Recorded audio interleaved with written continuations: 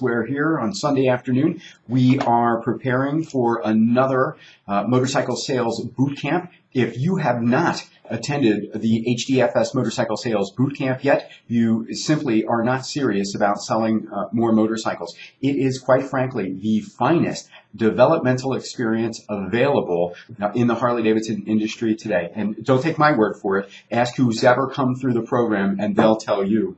It's kind of an interesting coincidence that we're at HDFS today, because my topics today for this Accselleration newsletter video edition, how to go from a finance turndown to a finance bike buying yes. So how to go from a finance no to a bike buying yes in a flash. And here's what we need to talk about.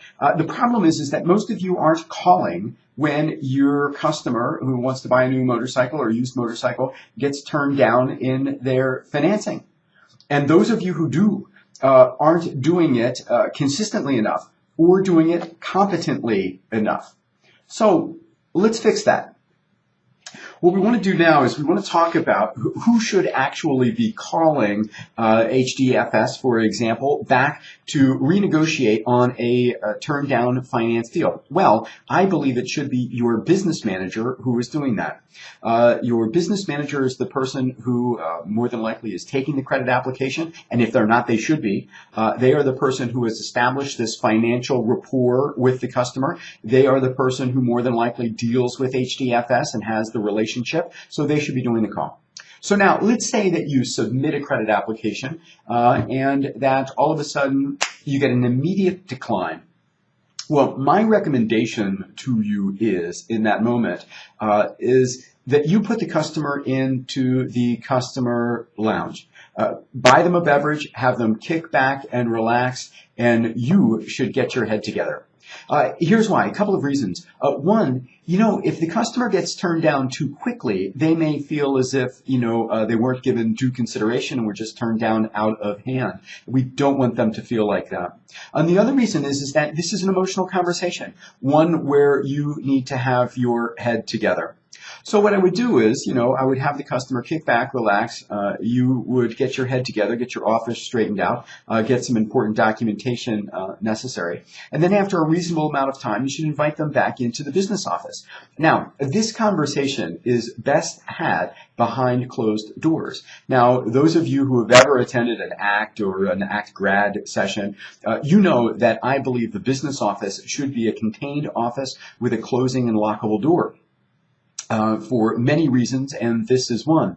This is not a conversation that you want to have on the parts counter, which I have seen done. This is not a conversation that you want to have on a sales floor cafe table. This is a conversation you want to have behind closed doors. So what I'll do is, after a reasonable amount of time, I will invite the customer back into the office, and I will use an interesting tool. I have created Mark's restructuring options that we make available to sales managers in the HDFS Bootcamp and to business managers in the ACT and ACT Grad program. But this is simply a sequence of topics that you want to review with your customer. I call it improving your CIQ, your customer intelligence quotient. So you can then renegotiate this finance turned down, this finance no, into a bike buying yes. So the first thing I'll do is I'll invite the customer back in, and I'll say, Corey, come on back, have a seat. We have heard back from Harley-Davidson Financial Services, and unfortunately, we are unable to move forward with your application as we have currently submitted it. However, I want you to know that there are always options, and that's what I'd like to speak with you about now. Okay, so what have we done? Well, we have clearly and unambiguously told the customer where we are. We are open and honest and truthful at all times. And the other thing that we have done here is we have given them hope. And hope is an incredibly powerful driver. So that's what I do. So I say, and at the same time, there's always options, and that's what I'd like to review with you now. The first thing that I would recommend is, I would recommend that you take a look at your credit bureaus.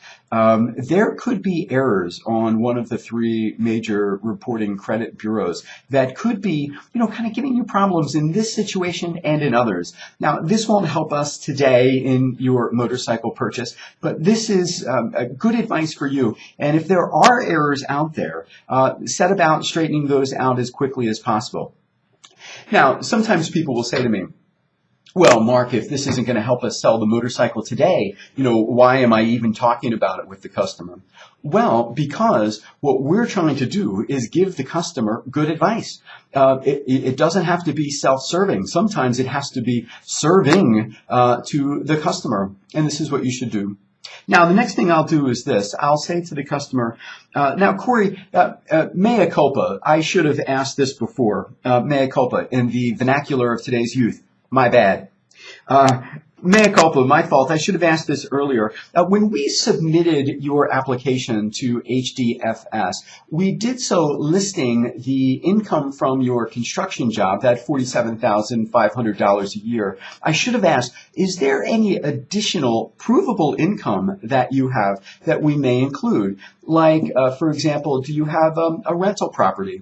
Or do you have a side business? Do you have some other form of additional income that we could include for you? And the person may say, well, yeah, as a matter of fact, I do some roofing work on the side. Well, fantastic. Do you pay taxes on that money? Yeah, absolutely. Terrific. What additional income would you say it provides you every month? The person may say, well, I make anywhere between $1,000 and $1,500 additional a month. Brilliant. Let's put that down. Now, here's the other thing that I would recommend. Just because you have gotten a positive response to one of your questions, do not stop. What you want to do is you want to proceed through the litany of questions that I'm about to ask, the entire restructuring conversation, because you have no idea when you're working with your underwriter at HDFS what particular combination of elements might enable this lock to become open. Listen, HDFS has an astonishing approval rate. In my opinion, their approval rate is simply astonishing. What they are trying to do is they're trying to get the money out. What it is your responsibility to do is to give them the ability to say yes. You are really their eyes and ears in the marketplace. So I have this conversation about additional provable income. And then I might do something like this. I might say, well, Corey, let me ask you something else then. We listed on your submission putting down $1,250. Would there be the possibility of adding any additional money down? An additional $1,500 or $1,000 would be great. Now, the person may say, well, geez, I don't have an additional $1,500 to put down, but I do have another $500 to put down. Would that be okay? Yeah, terrific. Everything helps. And then list. Okay, then the next thing I would do is something like this. I would say, now, Corey, let me ask you this. When I call HDFS back on the phone, there may be special programs available. I have no idea what may be available, but just so that I'm fully prepared to have that conversation with them, if there was something that was a special program that was a shorter term or a higher interest rate, would you be willing to at least consider some of those options? Well, sure. I've got nothing now. I would consider anything that you could put on the table. Excellent. Thank you. Now, when we submitted this application for you, and we do this for all of our riders, we did so asking for consideration for accessories and for riding gear. Would it be okay when we resubmit your application to HDFS if we did so holding off on any accessories or gear? The person probably says something like, yeah, I don't need any of that. I got an old helmet at home. Yeah, geez, what are you doing? I don't need any of that stuff. Fine, fair enough. Just wanted to ask that question.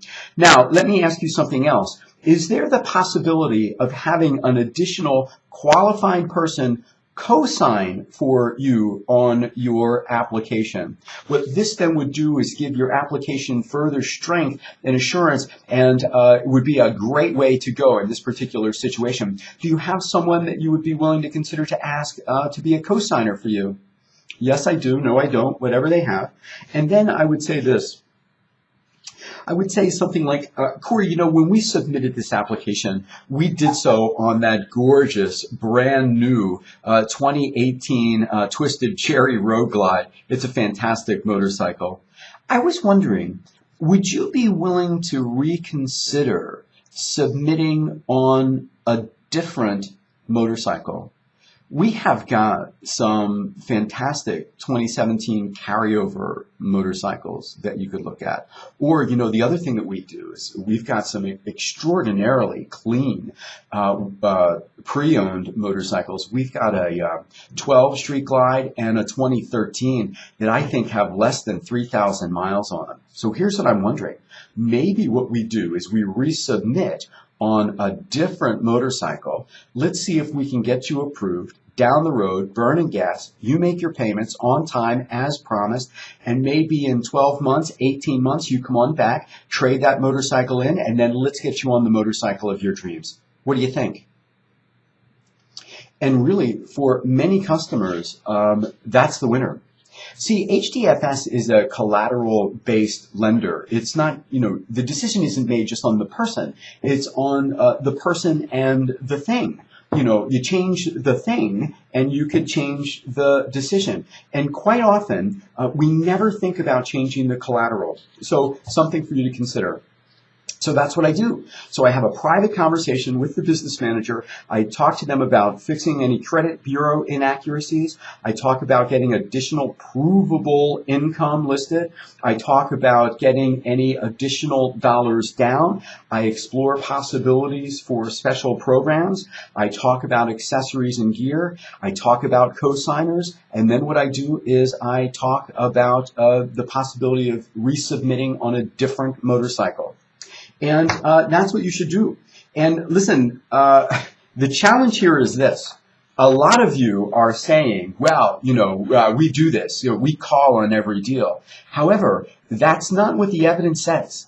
When people say that, oftentimes your FIC or someone will go in and check the records of callbacks, and you will have turned down deals where there is no record of a callback. And if there's no record of a callback, you didn't do it.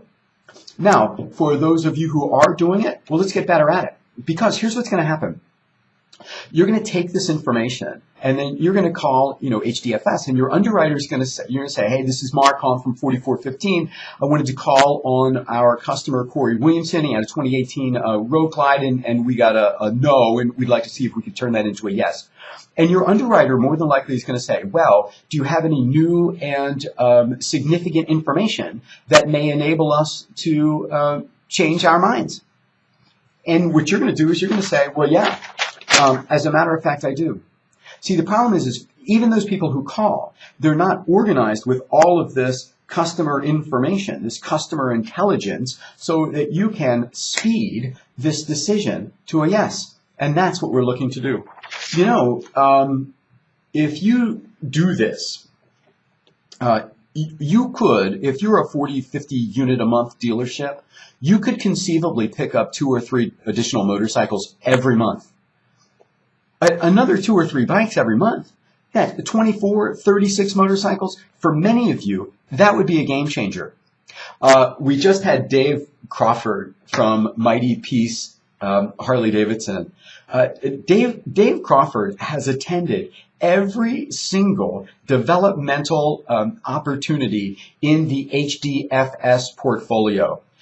He has been to the Motorcycle Sales Bootcamp. He's been to ACT. He's been to the ACT grad program. He's even been to the ACT masterclass program that we did. We just got an email from Dave who said, listen, I've just started calling on the turndowns and have just picked up my first additional motorcycle sale, just picked up my first no turned into a yes by changing the collateral. So thank you for the suggestion. And thank you for being interested in investing in yourself and making yourself and your dealership and your customers' experiences even better. So that's what you should do. The survey question is, if you have been in the business for 10 years or more, what 3 pieces of advice would you give yourself Now, if you could go back and have a conversation with your younger self, what 3 pieces of advice would you give your younger self?